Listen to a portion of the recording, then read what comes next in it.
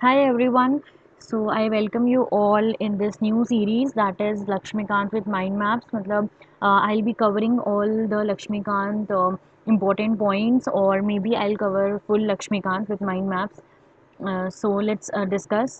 It will be around 2 to 3 minute series. तो 2 से 3 minute तक की सीरीज रहेगी जिसमें we will discuss one topic one day. तो वो टॉपिक आपको मिल जाएगा। आप जैसे लक्ष्मीकांत पढ़ रहे हैं तो आप यहाँ से आके माइंड मैप्स देख सकते हैं एंड डेली टारगेट सीरीज़ भी we are doing on Instagram. If you want you can join that too और उसका लिंक आपको डिस्क्रिप्शन बॉक्स में मिल जाएगा। सो टाइम वेस्ट नहीं करते हैं, let us discuss. So today we'll be discussing this regulating act. तो आज हम रेगुलेटिंग एक्ट जो 1773 में जो पहला रेगुलेटिंग एक्ट आया था, ब्रिटिशर्स ने जो पहली बार लाया था इसको, उसके बारे में डिस्कस करेंगे। तो ये रेगुलेटिंग एक्ट इसलिए उन्होंने लाया था ताकि वो जो ईस्ट इंडिया कंपनी है उसको रेगुलेट कर सके। तो एक सेंट्रलाइजेशन उन्होंने बनाया था ताकि ये ना हो कि कल को ये कंपनी ही उनके ऊपर भारी पड़ जाए। तो इसका अगर हम देखें तो इसका सिग्निफिकेंस जो है, सिग्निफिकेंस अगर हम देखते हैं यहाँ पर कि इसका क्या सिग्निफिकेंस रहा होगा, तो सिग्निफिकेंस में हम ये देखते हैं कि British they decided to regulate East India Company. तो इन्होंने यही डिसाइड किया था कि ये ईस्ट इंडिया कंपनी को रेगुलेट करेंगे और वो भी इसलिए ताकि कल को ईस्ट इंडिया कंपनी इनके ऊपर भारी ना पड़ जाए।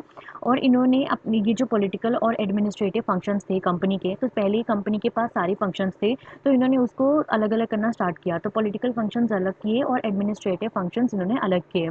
It also lay down foundation for central administration in India. तो अब यहाँ पर सेंट्रल एडमिनिस्ट्रेशन, जैसे अभी भी इंडिया में यूनियन है, यूनियन गवर्नमेंट है, उसकी जो शुरुआत है वो हम कह सकते हैं कि रेगुलेटिंग एक्ट ऑफ 1773 से हो गई थी, जब ब्रिटिशर जो थे उनके जो हेड थे उन्होंने इस कंपनी के जो सेंट्रल एडमिनिस्ट्रेशन को देखने के लिए फाउंडेशंस रखे। तो ये सिग्निफिकेंस था। अब इसके बाद हम देखते हैं कि इसमें क्या इंपॉर्टेंट फीचर्स रहे हैं।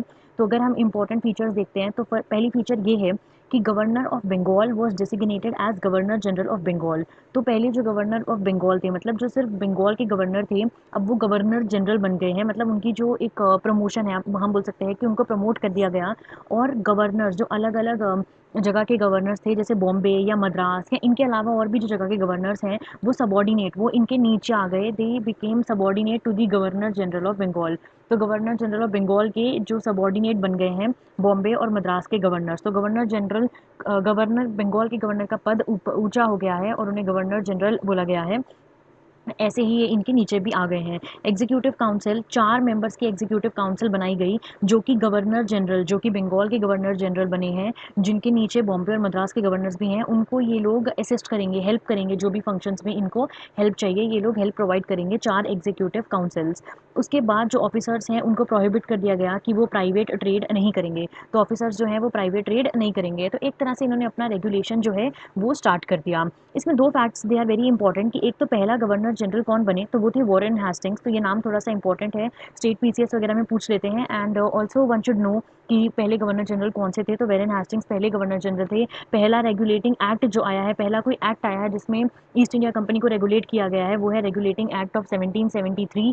इसके अलावा सुप्रीम कोर्ट, जो हाई कोर्ट था उसको सुप्रीम कोर्ट बना दिया गया। मतलब एक सुप्रीम कोर्ट जिसकी आज जो न्यू दिल्ली में है और जिसके ऊपर हमारे इतने बड़े बड़े फैसले निर्भर हैं, वो उस टाइम पे बनाया गया था। इसको कैलकाटा में इस्टेब्लिश किया था 1774 में। इसमें इन्होंने एक चीफ जस्टिस और 3 जजेस बिठाए थे, जो कि फैसला कर रहे थे, जो भी उनके पास केसेस आ रहे थे उसको वो देख रहे थे और उसका फैसला कर रहे थे। तो ये आज का अगर हम सिस्टम देखें इंडिया का, तो उसमें जो सेंट्रल एडमिनिस्ट्रेशन है वो यहाँ से मिला है हमें। उसके अलावा जो सुप्रीम कोर्ट की नींव है वो यहाँ से मिली है। सेंटर राज करेगा, राज इन द सेंस की सेंटर पावर में है, उसके बाद वो नीचे जो फ्लोज होंगे, ये आगे आगे हम एक्ट्स में पढ़ेंगे बहुत सारा।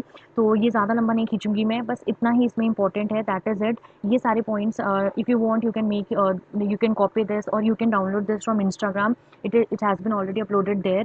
And thank you so much friends for watching this lesson. Please subscribe the channel and please like the video if you like it. And आप सब नीचे डिस्क्रिप्शन बॉक्स में जाके देख सकते हैं, सारे लिंक्स आपको वहाँ पे मिल जाएंगे।